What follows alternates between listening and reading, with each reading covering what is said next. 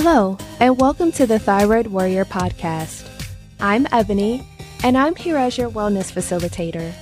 I'm going to be sharing my experiences in managing Hashimoto's disease. I really hope that it'll help you on your personal journey. Keep in mind, however, this does not substitute for medical advice. It is only for your information and motivational purposes only. Now, let's get started. Hey everyone, I am so happy that you are tuning in this week because this podcast episode really hits home for me in so many ways. And it's all about creating a support system.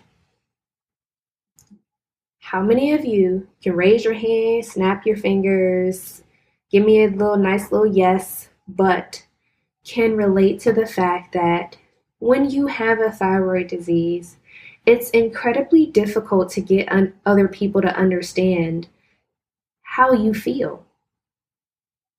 You try to explain it to them, you try to talk to them about it, you've gone to 1,000,001 doctors, you've had all these tests done, and even when you try to talk to your doctor, even they're like, I don't understand, it's just stress, get over it. I am here today to tell you that you are worth so much, and it is so important for you to surround yourself with other like-minded people and people that are going to push you forward.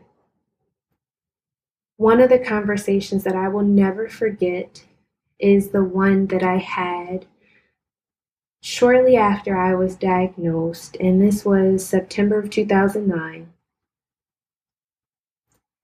And I mentioned this in my first podcast episode, and that was my neurobiology professor. And, again, we talked about having a hidden illness and the importance of finding that support group and that system that would really build you up and help you.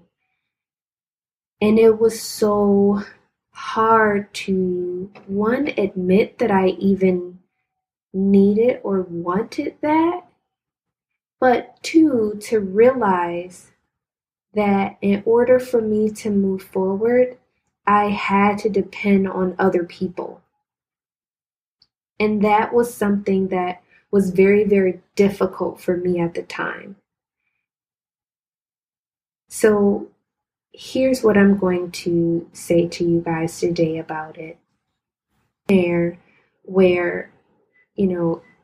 I was losing weight like crazy all of a sudden, and my hair was falling out, and I could barely see or I could barely eat. And then I had to worry about people at school asking me, did I have a issue with food, or, was I bulimic? And it was just bad. And thank God I found friends at my college that were supportive.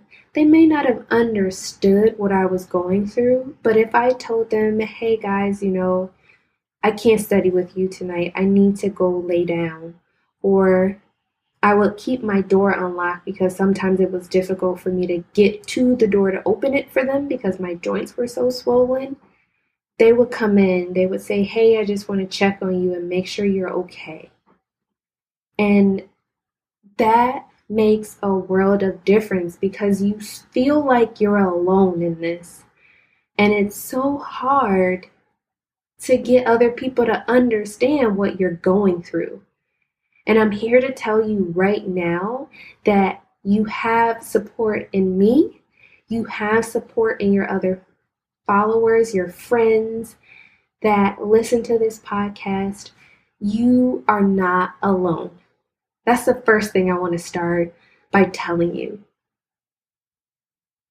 The second thing is you have that group of support that you can lean on. You do. And that is in that coworker that you talk about watching, the latest, greatest episodes on television, or you have that in the person where you can just talk about nothing. And it's incredibly funny and you laugh with that person, or it could be a mentor that you go to for, okay, what should I do at work? How should I handle this? You have people around you, but sometimes you don't realize you have those people. And so I would encourage you to, if you want to open up a little bit more about yourself, understand that it's okay, but it's vital for your health. And be brave about it. And you don't even have to tell people everything. You don't have to tell them your diagnosis journey.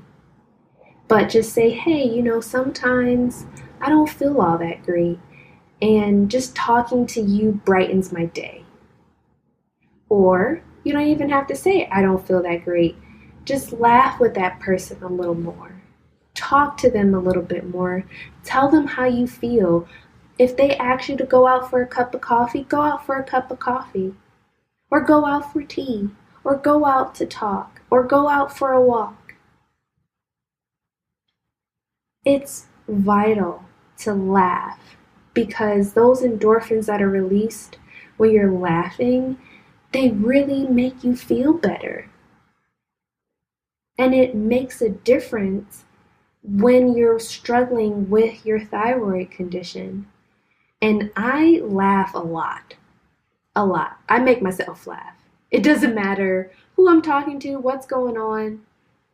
I was walking down the hallway today and I said hey to this person and they completely ignored me, but I laughed.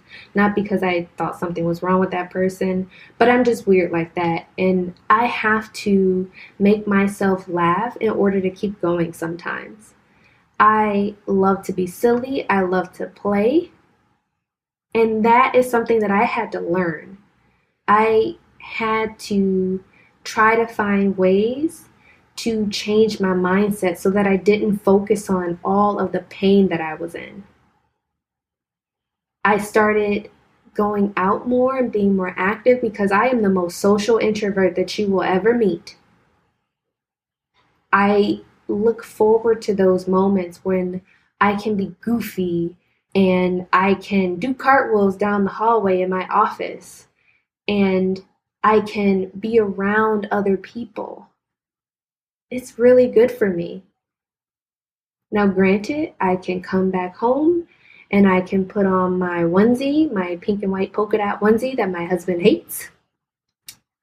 And I can be myself. I can be that weird, fun, and loving Ebony that, in addition to having my onesie, I wrap up in a blanket. And sometimes I will eat ice cream. Sometimes I might eat a bowl of fruit.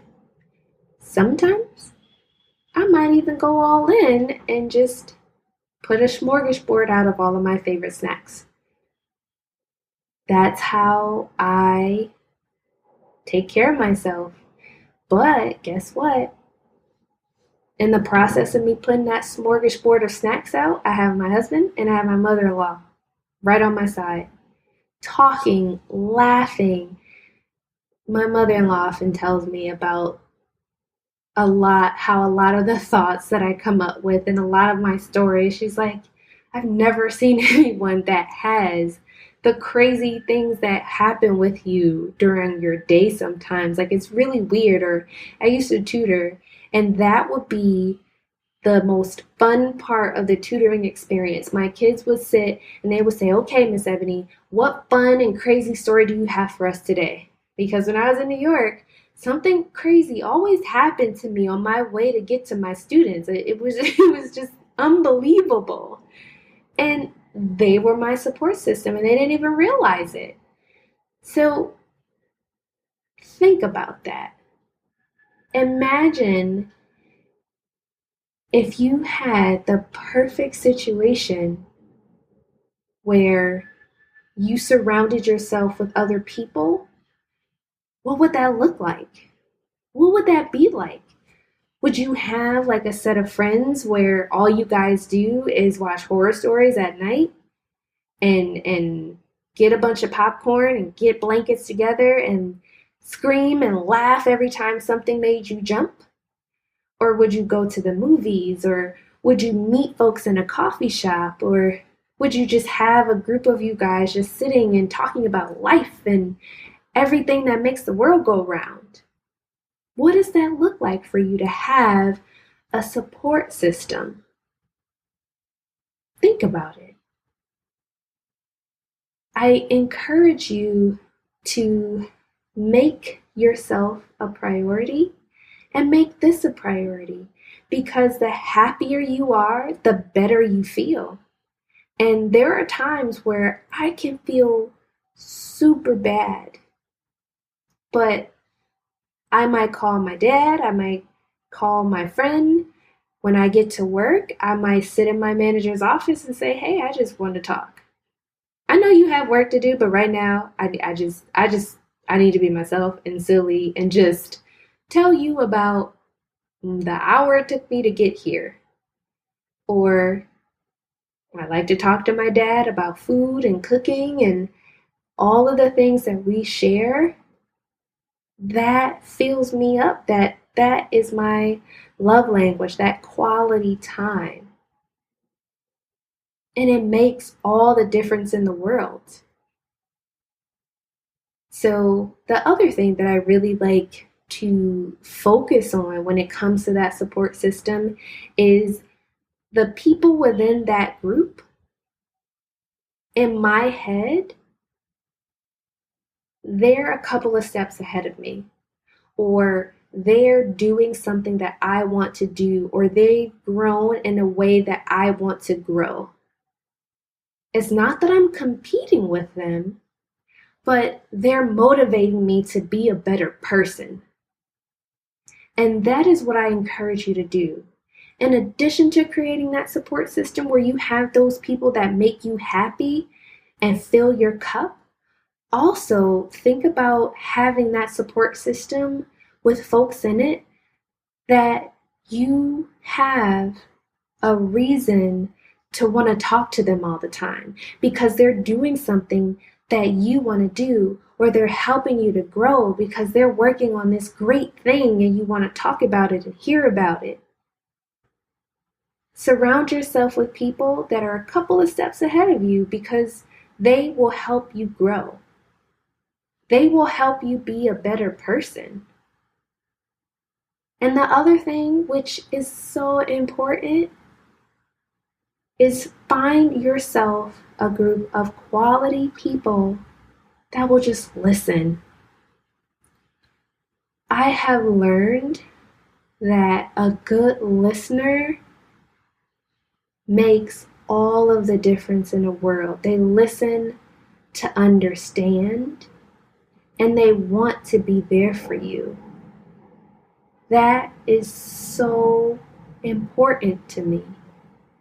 Not only are you there to make, and that might not even be the same person in some cases, but not only is that person, are you there to make me smile, but I also want you to listen when I'm sad. If I've had a particularly rough day, I'm not always a happy-go-lucky person, although that's me 90% of the time, but I want to be able to be vulnerable with someone. And that requires trust. So make sure that you can trust those people, because trust goes a long way. So let's recap. When creating a supportive group for yourself and to build you up and to keep you in that happy place that minimizes your symptoms, find folks that make you laugh. Find folks that push you. Find folks that are going to listen to you when you're sad. And most importantly, find people that are going to be there for you, regardless of whether you're happy or sad. Okay, thyroid warriors, get out there and take things one step at a time. Remember, be great, reflect on your triumphs, and as always, be well. Take care.